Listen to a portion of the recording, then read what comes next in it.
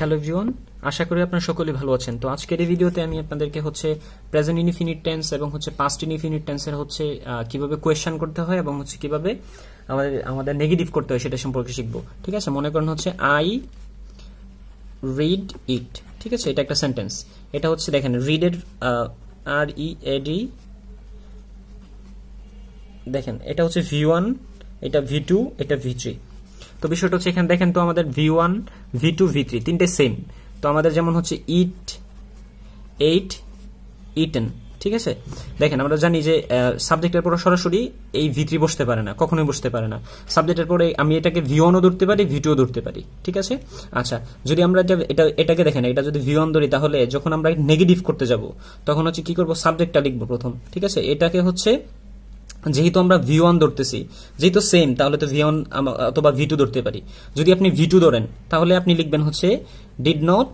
ঠিক আছে, তারপর এটার প্রেজেন্ট ফর্ম রিড, তার মানে এই দেখেন এটা আপনি রিড লিখলেন, তারপর ইট লিখলেন, তার মানে আপনি নেগেটিভ করার জন্য কি আনলেন, ডিড নট আনলেন অক্সিলারি হিসেবে। ঠিক আছে, আচ্ছা আপনি যদি এটা প্রশ্ন করতে যান, দেখেন বিষয়টা এরকম, প্রশ্নটাও এরকম যে ডিড আই রিড ইট।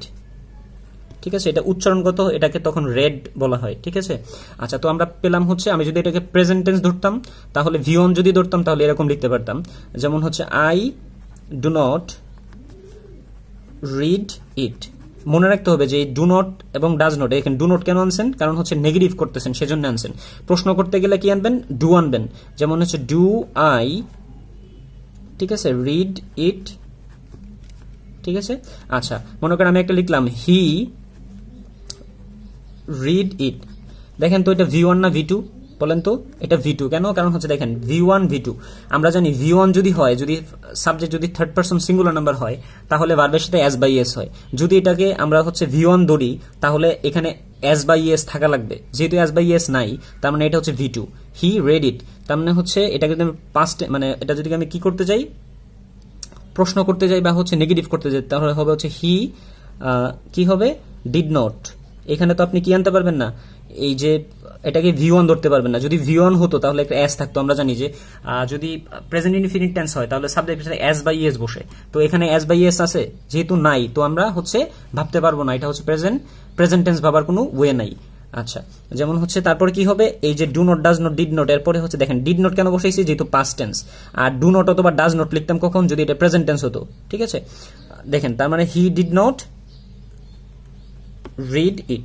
দেখেন তো আমরা এখানে কি পাইলাম, এই যে আমাদের এই রিড, এই যে ভার্বটা, এটা সবসময় V0 বসে, মানে V1 বসে, V0 বলতে পারি আমরা, হ্যাঁ, মানে বেস ফ্রম। ঠিক আছে, এটা কিন্তু V1 এর সাথে S বাই S হতে পারে। তাহলে আমরা জানি বেসিক থেকে শিখলে জানি যে V1 এর সাথে S বাই S হতে পারে। দেখেন রিডস হইতে পারতো, যদি আমরা প্রেজেন্ট টেন্স এটা লিখি, দেখেন যদি আমি লিখি হি, প্রেজেন্ট টেন্সে লিখতে চাই তাহলে একটা S হবে, হি রিডস ইট। ঠিক আছে, তো তখন আমরা প্রেজেন্ট টেন্স ধরতে হবে। কেন S যুক্ত হইলো বলেন তো, কারণ থার্ড পারসন সিঙ্গুলার নাম্বার হলে, সাবজেক্ট যদি থার্ড পারসন সিঙ্গুলার নাম্বার হয়, এখন কথা থার্ড পারসন সিঙ্গুলার নাম্বার কি মানে আমি, আমরা, যেমন উই, আই এবং তুমি, তোমরা, ইউ, এগুলো ছাড়া যা আছে দুনিয়া সব থার্ড পারসন। এখন থার্ড পারসন আবার দুই প্রকার হয়, প্রত্যেকটাই দুই প্রকার হয়। ঠিক আছে, আমাদের পারসনই দুই প্রকার করে, যেমন আই এর প্লুরাল উই। ঠিক আছে, তো আমরা জানি ফার্স্ট পারসন আর সেকেন্ড পারসন যারা যা আছে সব থার্ড পারসন আবার দুই প্রকার, একটা সিঙ্গুলার, একটা প্লুরাল। সিঙ্গুলার যদি বোঝায় তাহলে একজনকে বোঝাবে, যেখানে একজনকে হি, আমি, আমরার মধ্যে পড়তেছে না, তুমি, তোমরার মধ্যে পড়তেছে না। তো এটাকে নেগেটিভ করতে গেলে হবে হি ডাজ নট। ঠিক আছে, এই যে দেখেন রিড ইট, এই যে প্রেজেন্ট ফর্ম না, এটা বেস ফর্ম। ঠিক আছে, বেস ফর্মের সাথে S বাই S যুক্ত হয় না, তার মানে ডাজ নট কেন আনছেন, এটা দেখে বুঝছেন যে এটা প্রেজেন্ট ইনডিফিনিট টেন্স আছে, এই জন্য ডাজ নট আনছেন। এখানে ডু নট আনতে পারতেন, যেমন আমরা এখানে যখন করছিলাম এটা ডু নট লিখছি। কেন? কারণ আই এর সাথে ডু নট বসে আর হির সাথে ডাজ নট বসে, যেখানে এখানে যেহেতু আপনার S বাই S হয়ে গেছে, এখানে তো আপনার S বাই S দেওয়ার দরকার নাই।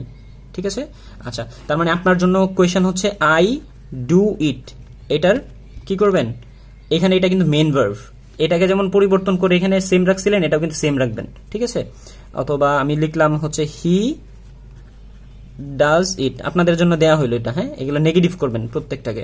আমি লিখলাম আই ডিড ইট, প্রত্যেকটাকে নেগেটিভ করেন।